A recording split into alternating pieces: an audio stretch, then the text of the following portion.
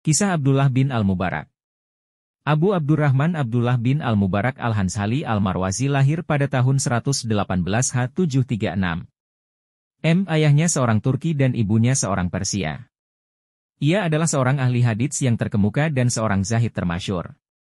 Abdullah bin Mubarak telah belajar di bawah bimbingan beberapa orang guru, baik yang berada di Merv maupun di tempat-tempat lainnya, dan ia sangat ahli di dalam berbagai cabang ilmu pengetahuan, antara lain di dalam gramatika dan kesusastraan. Ia adalah seorang saudagar kaya yang banyak memberi bantuan kepada orang-orang miskin. Ia meninggal dunia di kota Hit yang terletak di tepi sungai Eufrat pada tahun 181 H797 m. Banyak karya-karyanya mengenai hadits, salah satu di antaranya dengan tema, Zuhud masih dapat kita jumpai hingga waktu sekarang ini. Pertaubatan Abdullah bin Mubarak. Abdullah bin Mubarak sedemikian tergila-gila kepada seorang gadis dan membuat ia terus-menerus dalam kegundahan. Suatu malam di musim dingin ia berdiri di bawah jendela kamar kekasihnya sampai pagi hari hanya karena ingin melihat kekasihnya itu walau untuk sekilas saja. Salju turun sepanjang malam itu. Ketika adzan syubuh terdengar, ia masih mengira bahwa itu adalah adzan untuk sholat Isya. Sewaktu fajar menyingsing, barulah ia sadar betapa ia sedemikian terlena dalam merindukan kekasihnya itu. "Wahai putra Mubarak yang tak tahu malu," katanya kepada dirinya sendiri. "Di malam yang indah seperti ini engkau dapat tegak terpaku sampai pagi hari karena hasrat pribadimu. Tetapi apabila seorang imam sholat membaca surah yang panjang engkau menjadi sangat gelisah." Sejak saat itu hatinya sangat gundah.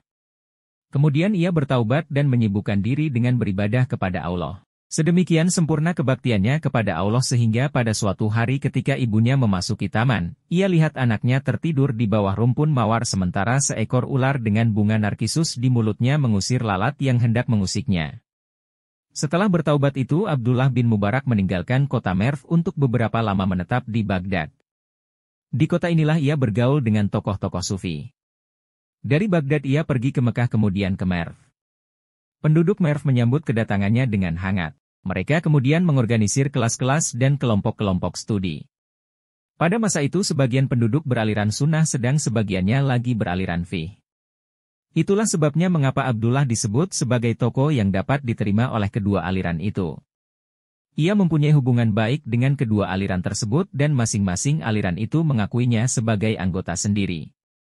Di kota Merv, Abdullah mendirikan dua buah sekolah tinggi, yang satu untuk golongan sunnah dan satu lagi untuk golongan fiqh. Kemudian ia berangkat ke Hijaz dan untuk kedua kalinya menetap di Mekah. Di kota ini ia mengisi tahun-tahun kehidupannya secara berselang-selang. Tahun pertama ia menunaikan ibadah haji dan pada tahun kedua ia pergi berperang, tahun ketiga ia berdagang. Keuntungan dari perdagangannya itu dibagikannya kepada para pengikutnya. Biasa bagikan kurma kepada orang-orang miskin kemudian menghitung biji buah kurma yang mereka makan, dan memberikan hadiah 1 dirham untuk setiap biji kepada siapa di antara mereka yang paling banyak memakannya. Abdullah sangat teliti dalam kesalehannya.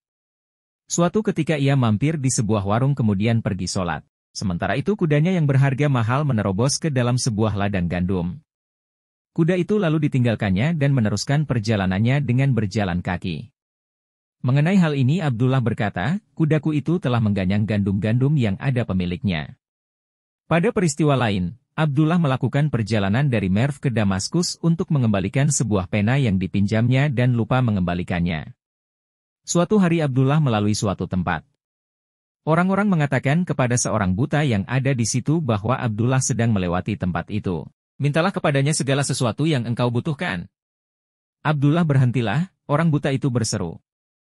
Abdullah lalu berhenti.